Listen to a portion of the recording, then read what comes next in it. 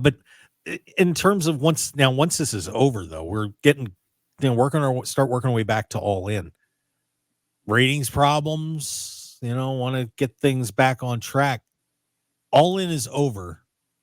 Guys, when the hand is raised in the last match and someone is holding the AEW World Championship, I hate to do the name thing, but just for fun, let's try it. Who is the person, if you have the book, that is holding the belt at the end? Jason. Who's got the world title? Who would you have it in their hands when this is done? I know, tough call. Maybe Phil has an answer too. Just chime in when you have an answer, guys. Yeah. Go ahead, Phil. Are you saying from everybody in AEW or just specifically? Who would you have holding the championship when it's all over? Does you go with Swerve and stay with it, or is somebody else got that title? I mean, right now, I am partial to Swerve and what he's doing with it. Like right now, I really, really, really am. I am also a huge fan of Zack Sabre Jr. Ooh. I think it is beyond time that he had the New Japan title.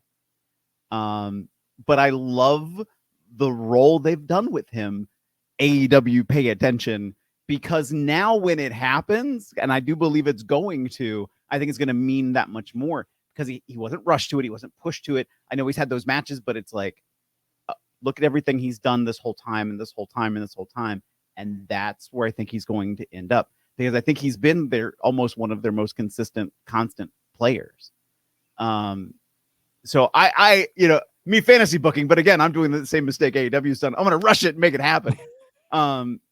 So I mean, you have in my brain, I'm like, I am stuck somewhere between Strick, Mox, and Danielson. Okay. That's fair. Jason? Yeah, seeing Danielson come back into the picture could be good. I still have to probably go with Mox on this one. Wow. All right. It's an interesting call.